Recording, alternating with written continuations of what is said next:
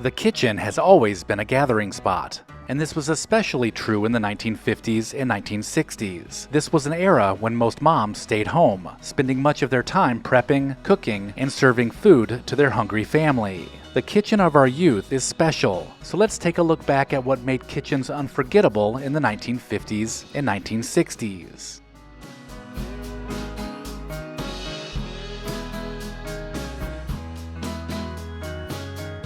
Before the appliance world went stainless steel, kitchens in the 1950s embraced a colorful palette of pastels. These soft colors could be found on everything, including appliances, countertops, and even the cabinets. The 1950s saw an explosion of new homeowners, and with it came a need for appliances large and small. Many of these new conveniences were given the pastel treatment, so it wasn't unusual to find a pink blender and toaster sitting on the kitchen counter too.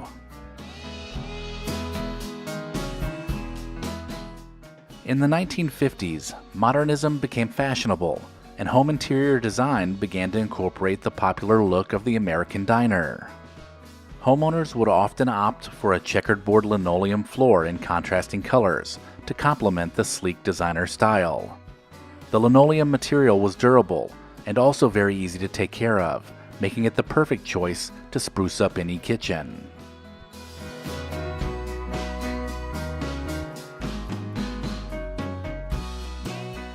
Formica, the company that created the popular laminate material, reigned supreme on 1950s kitchen countertops. Formica was known for being durable and easy to clean, which made it ideal for high-traffic areas. Easy to wipe down and available in any color, Formica became the key material used to dress up countertops during the 1950s.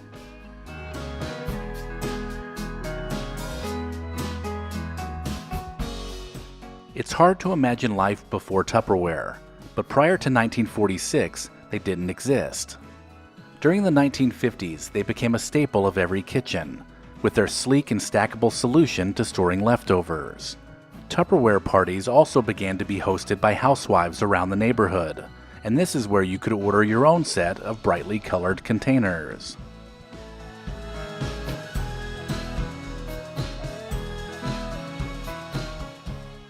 Just about every kitchen in the 1950s had a matching set of canisters sitting on the counter. Everything in the kitchen had its rightful place, and that went for flour, sugar, and coffee too. The canisters were usually decorated with floral patterns or abstract designs that had labels describing the contents. Housewives even made sure to find a set of tins that complemented the bright style of their 1950s kitchen.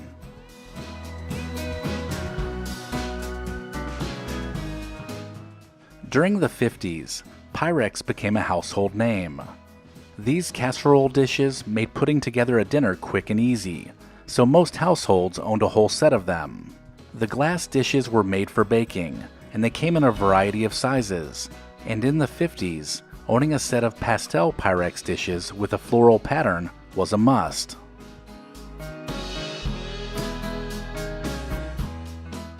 In the 1950s, you could have just put butter in a bowl or on a plate, but mothers everywhere went the extra mile and dressed up their butter using decorative molds. With the emphasis on butter being beautiful, there were molds for any occasion and countless designs to choose from. What we know as a simple stick of butter today was actually a work of art back then. These molds would be loaded up with softened butter and then popped in the freezer for about a half an hour, and then they were ready to decorate any table. Bread bins once adorned every countertop in the 50s. In the days before bread was filled with preservatives to keep it fresh, or even wrapped in plastic, these bins were how bread was stored. Not only would the bins keep the bread at room temperature, but they had lids that were loose enough to allow airflow, which reduced condensation, but they were tight enough to slow the drying process, making the bread last longer. Before there were plastic ice cube trays, or even the automatic ice dispenser, aluminum trays were used to keep drinks filled with ice. These metal contraptions were filled with water and then placed in the ice box. After they were frozen, you pulled a lever that loosened the cubes from the tray, and it was ready to serve.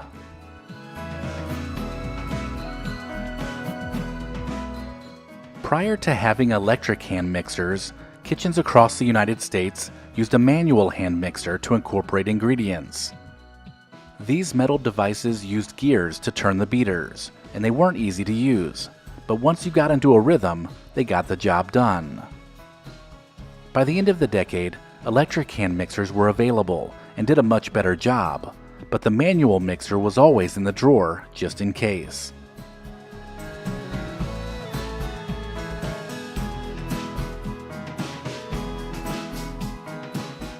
Just like with butter, there was also a Jell-O mold for every season, occasion, and size. These molds helped to dress up the jiggly dishes of mixed vegetable, celery, and Italian salad, but they failed to make any of them taste better. Jell-O molds were popular nonetheless, having been featured in countless magazines and cookbooks, and it was a relatively fun dish to prepare, savory or sweet.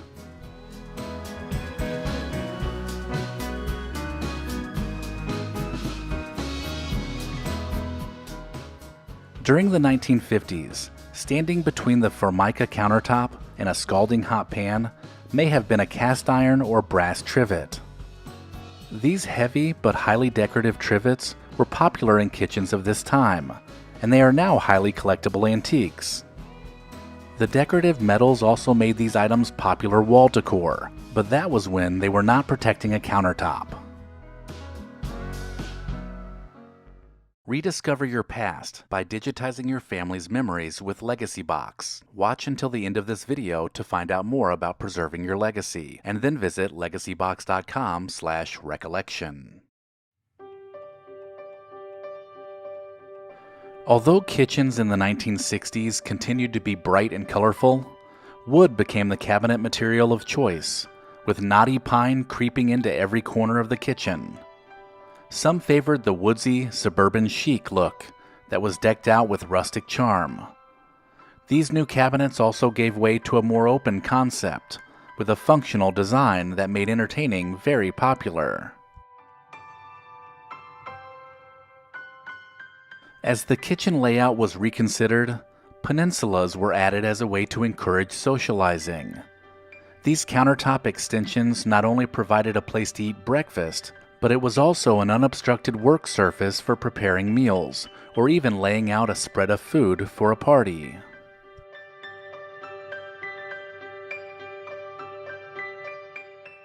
The walls in a 1960s kitchen were anything but plain. Wallpaper with busy patterns were all the rage, giving you all sorts of color options when it came to picking out that perfect floral or geometric pattern. These accent walls brought the whole kitchen together and gave it that quintessential 1960s feel.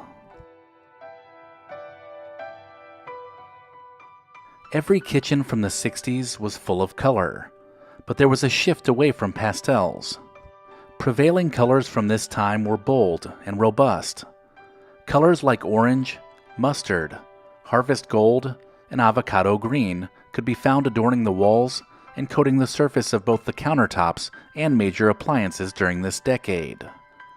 These color choices also complemented the new wood cabinetry that began to show up in households across the country.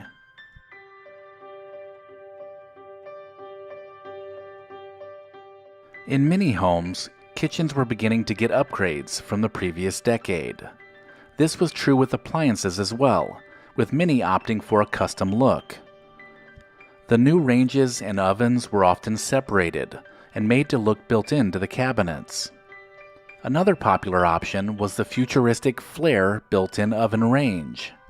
This modern appliance is the same one Samantha had on the TV show Bewitched.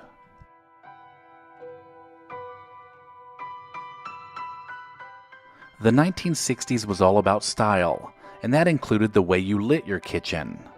Decorative or globe pendant lights dropped from the ceiling and made a statement above any peninsula. These fixtures would often complement the wood grains and bold colors that made the kitchen feel warm and inviting. Not to mention, these lights brightened the room, which was perfect for cooking and preparing meals.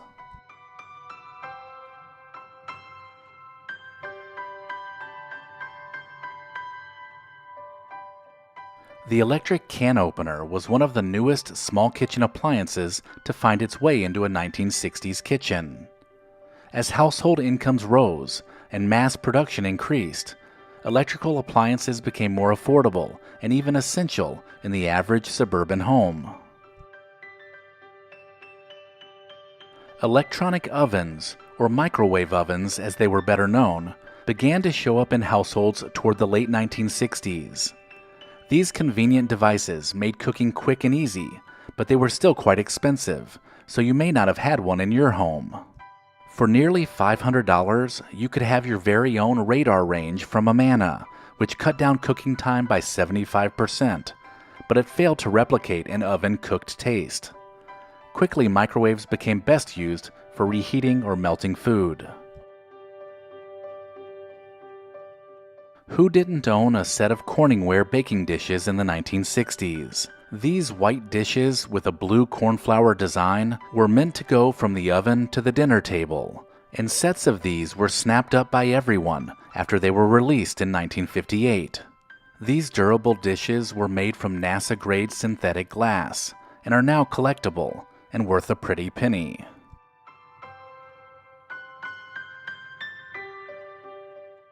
Wall-hung telephones became very popular in the 1960s. These often colorful kitchen additions made chatting with friends while preparing dinner possible. Whether you had a rotary dial or the new push-button phones, telephones were essential to have in the kitchen, and they offered colors to match any decor.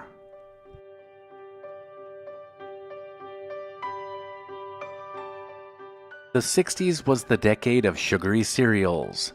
These fun and tasty treats appealed to young kids because of their clever advertising that had every kid begging for them. From Honeycombs to Captain Crunch, advertisements flooded television programming, convincing households everywhere to try the newest brand of colorful cereal. Another must-have breakfast item of the 60s was Pop-Tarts, which were first introduced by Kellogg's in 1964. The 1960s saw a growing trend for learning new culinary skills. This was in part due to the popular PBS show starring Julia Child called The French Chef. This show was the first cooking show to air and became wildly popular. It gave home cooks the confidence to use their kitchens to make truly amazing dishes, with the occasional mistake being part of the process.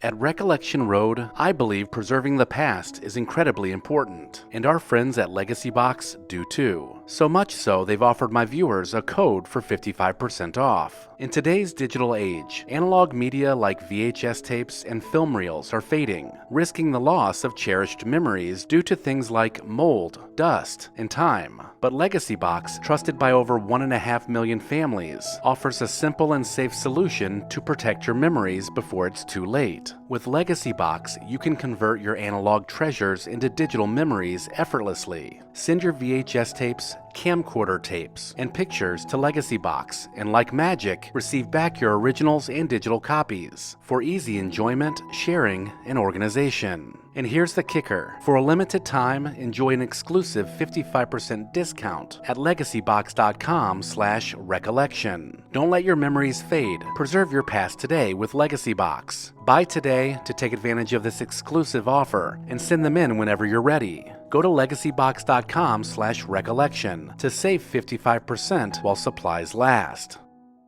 Thank you to our loyal Patreon supporters listed here. Visit patreon.com/recollectionroad to join the club. As always, thank you so much for watching.